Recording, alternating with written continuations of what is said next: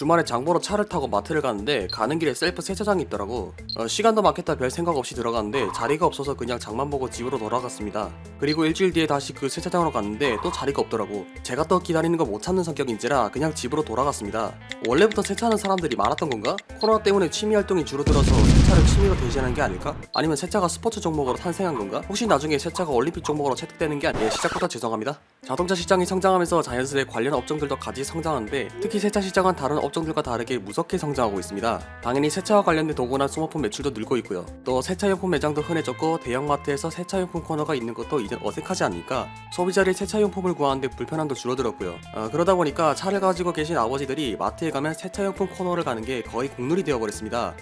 이와 관련돼서 유명한 짤이 하나 있죠. 남자가 카 샴푸를 고르는 법. 이건 광택 증진제가 들어가 있고 이건 처음 보는 브랜드인데 가격이 싸잖아. 어머, 근데 이거 후르츠 향도 나고 1+1이구만. 어떻게 하지? 여자가 카 샴푸를 고르는 법. 여기 카 샴푸라고 적혀있네. 자, 어쨌든 세차와 관련된 시장이 크게 성장하고 있는 건 알겠는데 이렇게 빠르게 성장할 수 있었던 이유, 그리고 세차 시장의 전망을 알아보려면 세차에 대한 배경 지식부터 알아봐야겠죠. 자, 세월이 지나도 차를 사랑하는 남자들을 위한 교양 컨텐츠 아빠는 괜찮다의 차식백과, 오늘 알아볼 주제는 세차와 함께 걷는 우리들입니다.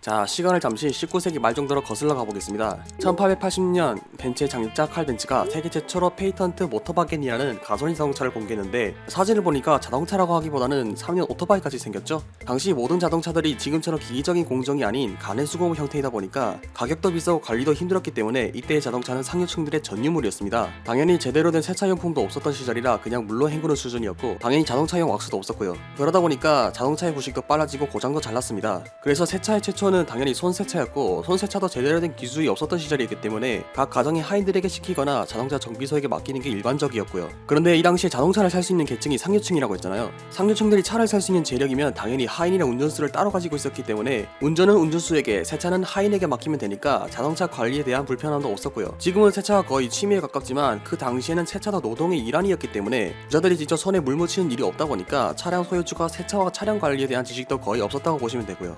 자, 그렇게 20세기로 넘어가면서 자동차 생산 기술이 향상되고 양산화가 되기 시작하는데 덩달아 세차 산업 역시 발전하기 시작합니다. 1908년 자동차 회사 포드에서 가성비 쩌는 자동차 포드 T를 출시하면서 중산층 가정에서도 차를 구입할 수 있게 되면서 자동차의 대중화가 시작되는데 여기서 문제가 발생합니다. 자동차가 양상되면서 서민들로 자동차를 살 수 있었지만 관리하는 법을 따로 공부할 방법이 없으니까 자동차 관리가 가장 큰 문제로 자리 잡혔습니다. 자동차를 살 돈은 있지만 운전수와 하인들을 고용할 돈이 없으니까 운전이랑 세차도 직접 해야 했단 말이야. 자, 불편함이 생긴다면 그 불편함을 깨려는 사람들이 등장하기 마련이죠. 1914년 미국 디트로이트에 거주하던 두 청년이 오토메이티드 라운드리라는 최초의 세차장을 창립하는데 이걸 한국어로 번역하면 자동세차거든요. 그런데 이게 좀 웃긴 게 회사 이름이 자동세차인데 실제로는 자동차가 터널을 지나면서 직원들이 손으로 직접 닦아주는 반자동세차 시스템이었습니다. 이것도 포드사의 생산 시스템에서 따왔다고 하고요. 그런데 그렇다고 이걸 또 반자동이라고 하기도 애매한 게 자동차가 움직인 상태에서 직원들이 손으로 세차하는 방식이었으니까 거의 손세차였다고 해야지. 야, 손으로 직접 뽑는 기계냉면보다 100년은 앞섰어.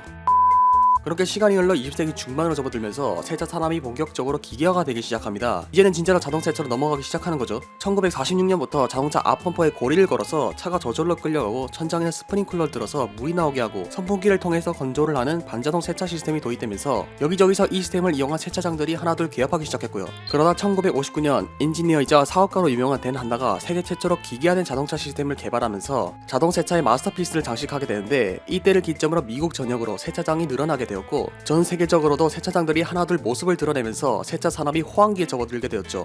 여담으로 1962년에 독일에서도 자동세차 시스템을 개발했는데 자기들끼리 최초라며 미국 기업들과 자존심 싸움을 벌였다는 얘기도 있었다고 합니다. 한국에서 1960년대에 세차장이 들었었는데 아직 자동차가 양산화가 안 돼 있던 시절이라 빠르게 성장하지는 못했고요.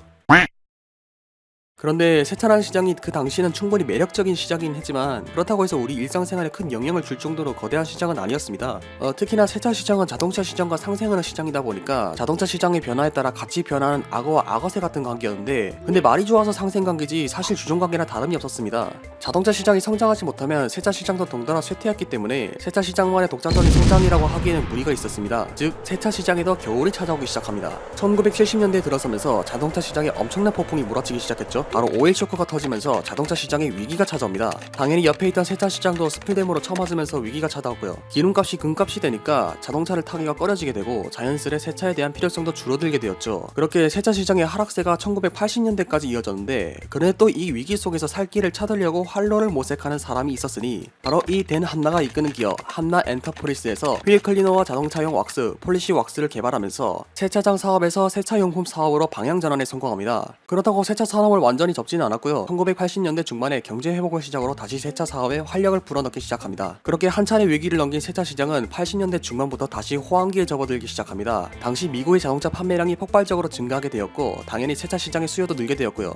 그렇게 세차 시장이 간만에 웃음꽃이 피기 시작했고, 세차 산업을 하는 사장님들은 이까이 웃음이 멈추지 않았습니다. 그런데 너무 웃어서 그런지 웃다가 입이 찢겨버렸어. 어느 날 세차를 했던 손님들이 세차장을 찾아가면서 그 사장 어딨어? 강 사장 데리고 와! 세차장에서 세차를 하는데 세차를 끝나고 나니까 자동차에 잔기스가 생긴 거야. 물론 자동 세차 시스템이 확대되기 이전부터 이런 문제는 끊이지 않고 있었지만 소비자들은 큰 불만을 느끼지는 않았습니다. 그 당시 자동차가 미적 가치보다는 실용적 가치가 높았던 시기이기도 하고, 그렇게 티가 나지 않았던 잔기스였다 보니까 별 신경조차 쓰지 않았던 손님들도 많았고요. 그런데 시간이 흘러 자동차의 미적 가치가 높아지고 소비자들의 눈높이가 높아지면서 이 문제가 수면 위로 올라오게 됩니다. 세차 시장의 주력 상품이었던 자동 세차 시스템이 도리어 애물단지가 되어버린 거죠. 그렇다고 세차장 사업 전체가 완전히 망하거나 그런 건 아니었습니다. 세차 기술도 같이 발전하면서 이런 잔기스 현상에 대비하는 스팀 세차, 노터치 세차 같은 신기술들이 접목되면서 소비자들의 불만도 잠재울 수 있었고요. 다만 이때를 기점으로 일부 소비자들의 성향이 바뀌기 시작합니다. 중국집에서 10명 중 10명이 짜장면을 시키려는데 그중 한 명만 짬뽕을 바꾼 꼴이야 이게. 자동차에 애정을 가지는 자동차 매니아들이 등장하면서 자동차 관리에 대한 관심이 높아지고 세차 시장도 그 성향에 맞춰 변화하기 시작합니다. 그렇게 2000년대에 접어들면서 손세차가 다시 주력 상품으로 역주행하기 시작했고, 손세차를 하는 소비자들의 성향에 맞춰서 관련 상품들로 출시되고 있었고요. 세차 시장의 역사에 관해서 중간 과정을 많이 생략을 했는데요. 세차 시장이 자동차 시장의 역사와 함께 걸었다 보니까 이걸 다 풀어내자니까 너무 많기도 하고 불필요한 내용도 많아서 많이 걸러냈습니다. 이거 다 풀려면 24시간 마이크만 붙잡고 계속 떠들고 컨텐츠 이름도 차식 백과가 아니라 내셔널 차식 그래픽으로 바꿔야 돼 이거. 그래서 2부에서는 한국 세차 시장에 대해서 중적으로 다루어 보도록 하고, 이번 영상은 여기까지고요. 지금까지 아빠는 괜찮다의 차식 백과였습니다.